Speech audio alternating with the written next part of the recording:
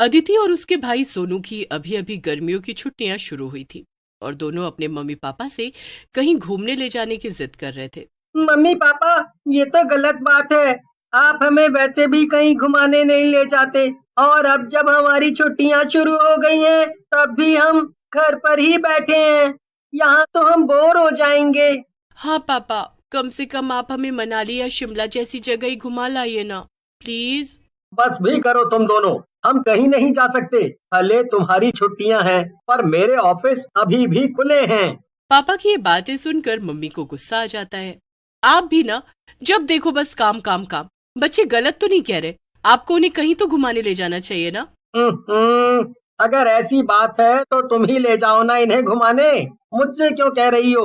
वैसे भी तुम पूरा दिन घर पर खाली ही रहती हो। ये सुनकर मम्मी को बहुत ज्यादा गुस्सा आ जाता है और वो गुस्से में पापा से कहती हैं, ठीक है, फिर जा रही हूं मैं बच्चों को लेकर, और अब सीधा छुट्टियों के बाद ही मिलेंगे। रहो तुम अकेले यहाँ। क्या सच में मम्मी? हम कहाँ जा रहे हैं घूमने? शिमला या मनाली? चुप करो तुम दोनों और जल्दी से अपना सामान पैक करो।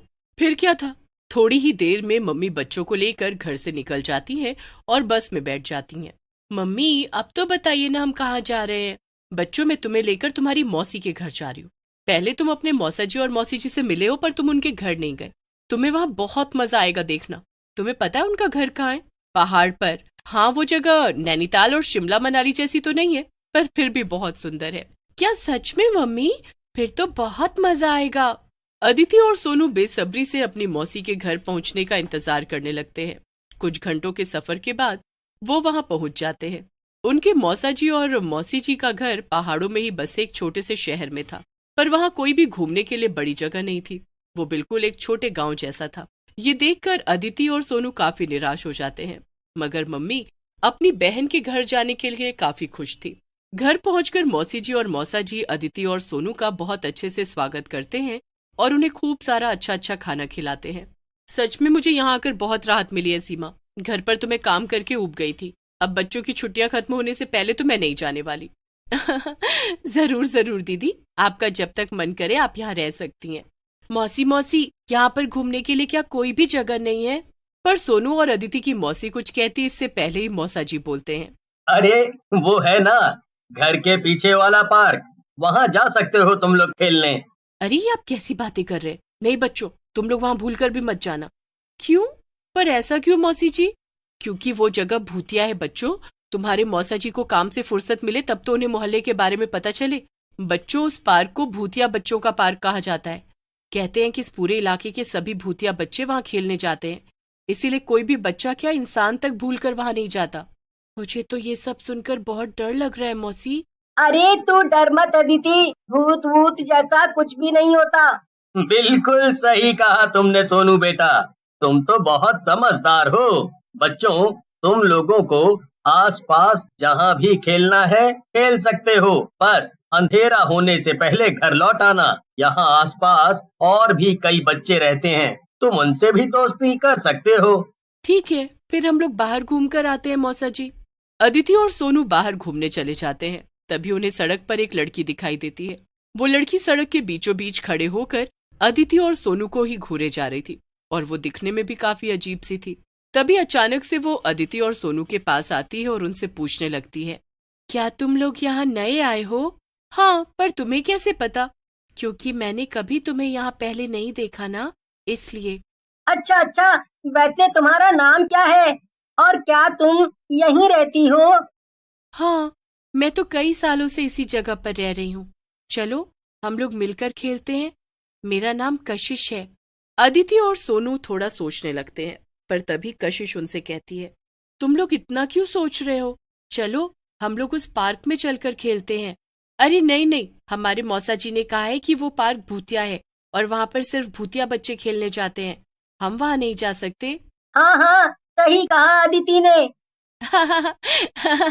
ये तुम दोनों कैसी बातें कर रहे हो? मैं तो हर रोज ही वहां खेलती हूँ। क्या? सच में? हाँ, और क्या। तो चलो फिर चलते हैं, फिर हम सब साथ में खेलेंगे।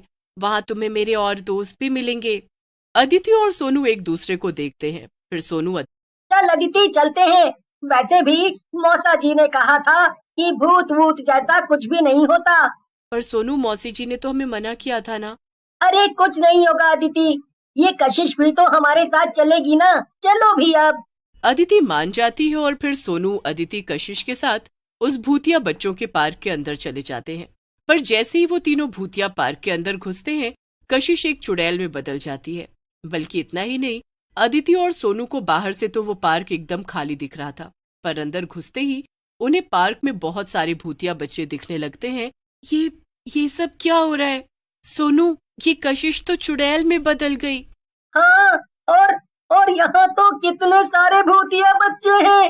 मौसी जी ने सच कहा था कि ये भूतिया बच्चों का पार्क है, पर अब हम क्या करें? करना क्या है सोनू, भागो, जल्दी से पार्क से बाहर निकलो। अब तुम दोनों यहाँ से कहीं नहीं जा सकते, तुम्हें यहीं रहना पड़ेगा। अदिति और सोनू एक दूसरे की तरफ देखते हैं और तेजी से पार्क के गेट की तरफ भागते हैं। अदिति तेज होने की वजह से बाहर निकल जाती है, पर इससे पहले कि सोनू बाहर निकलता, पार्क का गेट गायब हो जाता है और सोनू पार्क में सभी भूतिया बच्चों के बीच कैद हो जाता है। वो जोर जोर से रोने लगता है, पर जैसे वो पीछे पलटकर देखता है, वो और ज्यादा डर जाता है, क्योंकि अब सभी भूतिया बच्चे झूला झूलने की बजाय उसे ही देख रहे थे। नहीं नहीं, प्लीज प्लीज मुझे छोड़ दो, प्लीज मुझे जाने दो। अरे तू रो क्यों रहा है? हम तो बस तेरे साथ खेलना चाहते हैं। और क्या, चलो हम सब मिलकर इस इंसानी बच्चे के साथ छुपन छुपाई खेलेंगे। ए बच्चे, तू जल्दी से जाकर पूरे पार्क में छुप जा, और अगर हम में से किसी ने तुझे पकड़ लिया ना, फिर तुझे एक बहुत खतरनाक सजा मिलेगी। ये सब सुनकर सोनू और ज्यादा डर जाता है, पर उसके पास और कोई ऑप्शन भी नहीं था। सभी भूतिया बच्चे अपनी अपनी आंखें बंद करके 10 तक गिनने लगते हैं, और तब तक सोनू जल्दी से जाकर छुप जाता है। उधर अदिति जब पार्क से बाहर निकल आती है और मुड़कर देखती है कि सोनू बाहर आया ही नहीं था, तब वो बहुत डर जाती है। पर जब वो वापस पार्क की तरफ देखती है, तब वो ज्यादा हैरान हो जाती है, क्योंकि बाहर से देखने पर वो पार्क एकदम खाली और सुनसान लग रहा था, जैसे कि अंदर कोई हो ही नहीं। उसे सोनू भी अंदर दिखाई नहीं देता। वो जल्दी से दौड़ते हुए घर जाती है और सबको सब कुछ बता देती है। घर पर ये सब सुनकर सब बहुत परेशान हो जाते हैं। तभी अचानक से एक भूतिया बच्चा सोनू को स्लाइड के अंदर देख लेता है और वो जोर जोर से चिल्लाने लगता है। ढूंढ लिया। अब आएगा ना मजा, और अब तुझे मैंने ढूंढा है ना, तो तुझे खतरनाक सजा भी मैं ही दूंगा। नहीं, मुझे छोड़ दो, जाने दो, प्लीज प्लीज मुझे जाने दो। मगर वो भूतिया बच्चा सोनू की एक बात नहीं सुनता और उसे जादू से उड़ाकर बाहर ले आता है और पार्क के बीचों बीच लाकर जमीन पर पटक देता है। सभी भूतिया बच्चे सोनू के आसपास आकर खड़े हो जाते हैं और सोनू पर हंसने लगते हैं। तभी वो भूतिया बच्चा वहां आता है जिसने सोनू को ढूंढा था, और वो फिर से अपने जादू से सोनू को हवा में उड़ा देता है। बाकी सभी भूतिया बच्चे भी सोनू को डरा हुआ देखकर एक साथ हंसने लगते हैं। पर तभी उस पार्क के अंदर गांव के सभी लोग घुसे चले आते हैं, जिन्हें देखकर सभी भूतिया बच्चे हैरान रह जाते हैं। उन लोगों में अदिति भी थी। मैंने आपसे कहा था ना कि बाहर से लगता है पार्क में कोई नहीं है, पर अंदर यहाँ कितने सारे भूत हैं। वो देखो सोनू, वो हवा में है। मेरा बच्चा, कोई उसे नीचे उतारो। सभी गांव वाले ये सब देखकर भूतिया बच्चों के ऊपर और पूरे पार्क में केरोसिन तेल डाल देते हैं और आग लगा देते हैं। सभी भूतिया बच्चे जलकर राख हो जाते हैं, मगर सोनू जो कि हवा में लटका था, वो नीचे गिर जाता है जहाँ पर आग लगी हुई थी। अरे, सोनू वहाँ है, उसे आग से बाहर निकालना पड़ेगा। ये कहकर मौसा जी आग में कूद जाते हैं और सोनू को गोद में उठाकर बाहर ले आते हैं। मम्मी सोनू और अदिति को लेकर मौसा जी के घर चली जाती हैं। मुझे भी माफ कर दो, मुझे तुम्हें अकेले नहीं छोड़ना चाहिए था। पर तभी अदिति और सोनू के पापा भी वहां आ जाते हैं। बच्चों, मैं आ गया, और मैं तुम्हारी मम्मी से माफी भी मांगना चाहता हूँ कि मैंने उनसे लड़ाई की। अब हम सब मिलकर खूब एंजॉय करेंगे। हाँ, अब पूरा परिवार साथ है और कोई भूत भी यहाँ नहीं है।